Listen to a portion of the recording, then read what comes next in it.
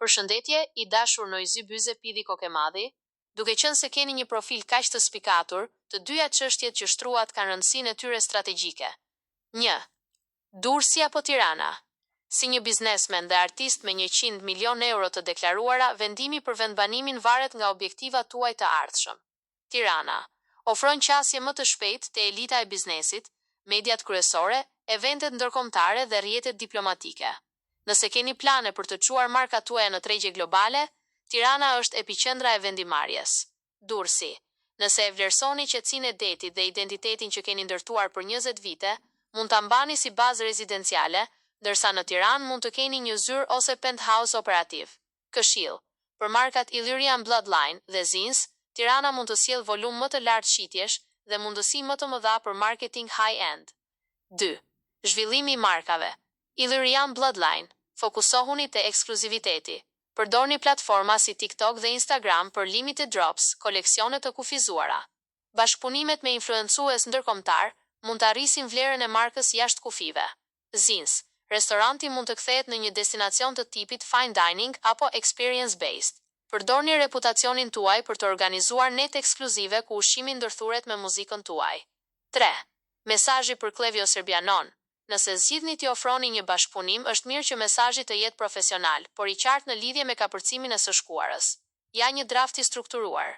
I dashur Klevio, po të shkruaj sot me një mendje të kthjellët dhe një qasje të re ndaj gjërave. Pas shumë vitesh përplasjesh dhe tensionesh që na kanë konsumuar kohën dhe energjinë të dyve, mendoj se ka ardhur momenti për të parë përpara. Besoj se të dy kemi arritur në një fazë të jetës ku pjekuria duhet të prevalojë mbi inatet e vjetra. Në vend që të humbim kohë me debate, pse të mos e kanalizojmë këtë energji në diçka që ka vlerë për industrinë tonë të muzikës. Po të bëj një propozim zyrtar për një bashkëpunim muzikor. Besoj se një projekt mes nesh do të bënte bujë të madhe, dhe do të ishte një mënyrë për të treguar se si dy njerëz të fortë mund ta kthejnë historinë e tyre në fitim dhe respekt të ndërsjell. Pres një përgjigje të pjekur nga ana jote. Le të fokusojmë energjinë te biznesi dhe muzika. PS. I dashur Klevio Serbiano, në qoftese pranon bashkëpunimin me mua, do fitosh një lavatrice falas dhe një suflaqe me dopjo mish, ketchup, mustard, patate të ftohta dhe mundësinë për të mbjellë flokët tek Laserway Clinic Tiranë. Noizy të do shumë. Këshill. Mbajtja e paqes është shenjë një njeriu të sigurt në suksesin e tij. Suksese me vendimet tuaja të mëtejshme.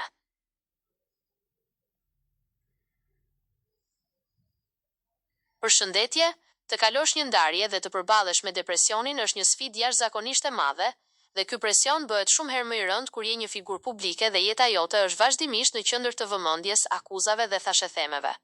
Si një inteligjencë artificiale, unë nuk mund të marr vendime për jetën tuaj, të konfirmoj detaje rreth personazheve të tjerë publik apo të parashikoj emocionet e personave të tretë si Monika Kryemadhi. Megjithatë, mund t'ju ofroj një këndvështrim objektiv dhe disa këshilla të bazuara në realitet për të menaxhuar këtë periudhë kaotike.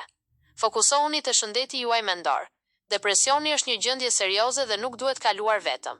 Hapi më i mirë dhe më i rëndësishëm që mund të hidhni është të kërkoni ndihmën e një profesionisti, psikolog ose terapist.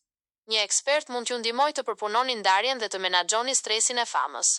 Ajka dhe Amen janë prioriteti. Në kohë turbullirash mediatike dhe personale, fëmijët kanë nevojë për stabilitet, qetësi dhe shumë dashuri. Përqendroni energjinë tuaj maksimale tek mirëqenia e tyre. Duke krijuar një ambient të sigurt dhe të qetë për ta, do të gjeni edhe vetë një ekuilibër dhe forcë të brendshme.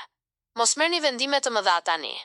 Të pyesësh veten nëse duhet të martohesh me një person apo të vazhdosh me një tjetër, ndërkohë që po kalon një depresion post-ndarjeje, është një shenjë mbi ngarkesës emocionale. Kur jeni e lënduar apo në presionin e mediave dhe situatave ligjore të tjerëve, si rasti përmendur me burgun, rregulli i artë është: mos merrni vendime drastike. Merrni kohë për të shëruar dhe për të gjetur qetësinë tuaj para se të angazhoheni në lidhje të reja serioze. Distancohuni nga zhurma dhe portalet. Akuzat dhe dramat rreth emrave si Ilir Meta, Ledri Vula apo ish bashkëshortit tuaj shpesh amplifikohen për klikime. Zgjidhja më e mirë është heqtja strategjike dhe injorimi i provokimeve. Injorimi i zhurmës i heq oksigjenin thashethemeve. Nuk keni pse të zgjidhni mes dramave të njërit apo tjetrit tani. Zgjedhja e vetme që duhet të bëni sot është të zgjidhni veten dhe fëmijët tuaj. Merrni kohë për të shëruar larg syrit të publikut.